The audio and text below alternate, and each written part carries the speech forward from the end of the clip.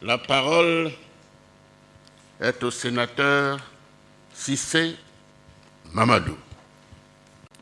Monsieur le Président, je voudrais avoir quelques éclaircissements sur l'évolution du stock de la dette pour ce qui est des entreprises du portefeuille de l'État. Concernant la dette, alors là-dessus, nous avons un cadre de suivi des risques budgétaires des entreprises publiques.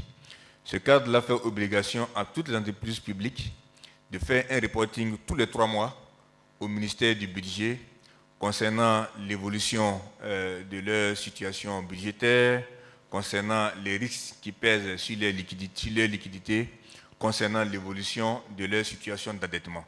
D'ailleurs, nous travaillons aujourd'hui à essayer de mettre en place un cadre similaire au niveau des établissements publics nationaux.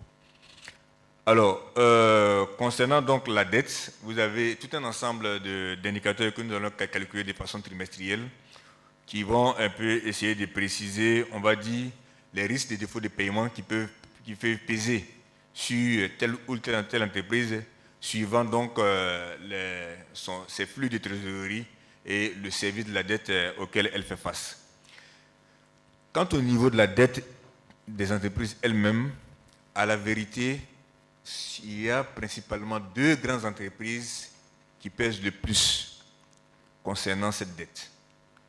La première, c'est Côte d'Ivoire Énergie, bon, pour un peu plus de 60% de la dette, mais ça s'explique aisément. C'est relativement aux différentes ressources qui ont été levées pour pouvoir construire les barrages. Et le plus récent et le plus important, c'est le barrage de Soubré. Donc c'est là que vous allez voir donc, une explication voilà, du niveau d'endettement actuel de Côte d'Ivoire Énergie. La seconde entreprise, et c'est on va dire à peu près 35% du niveau d'endettement, c'est le port autonome d'Abidjan. Parce que depuis quelques années, vous avez pu le noter, de gros investissements sont en train d'être réalisés pour l'agrandissement du port, l'amélioration donc de ses performances, l'élargissement du canal de Vridi, la création d'un nouveau quai. Alors donc ces éléments-là sont financés à travers des prêts contractés auprès de diverses entités.